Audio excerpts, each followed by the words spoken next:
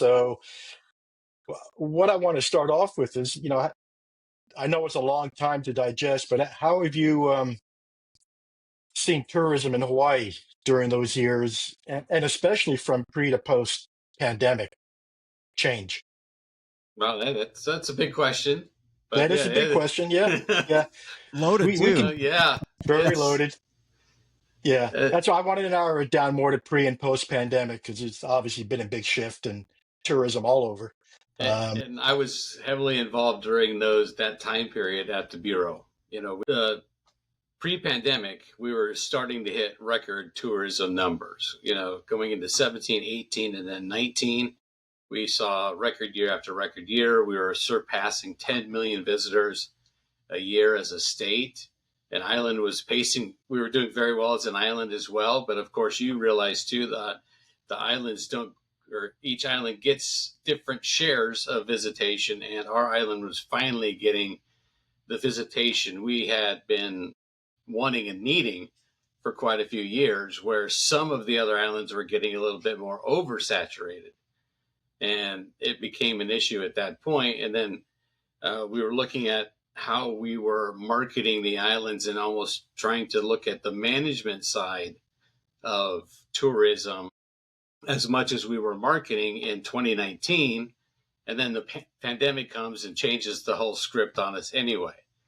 Right. And we went from basically at 30,000 people on a daily basis on the island to zero. Hmm.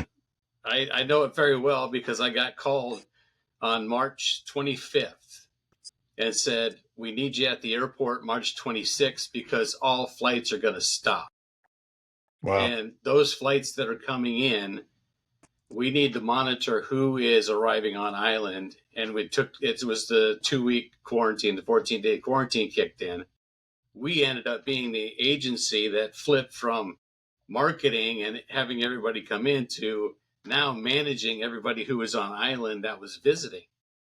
We had to know where you're at. We had to check in on you. We had to do all that stuff for that period of time. And Right. the pandemic basically had 2 flights a day that were 5 to 6 people on them for at least those 2 weeks. It just absolutely shut down.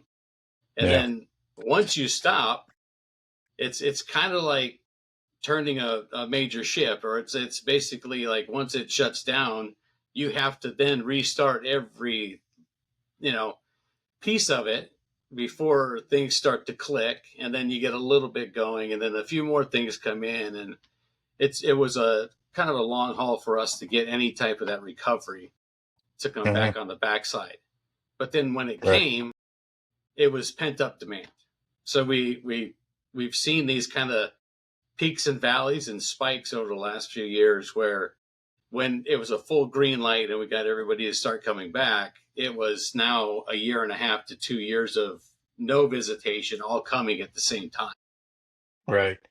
So what was it that really created the mass flow after the pandemic? I mean, was it more marketing that you were doing, or people just wanted to get back to the islands?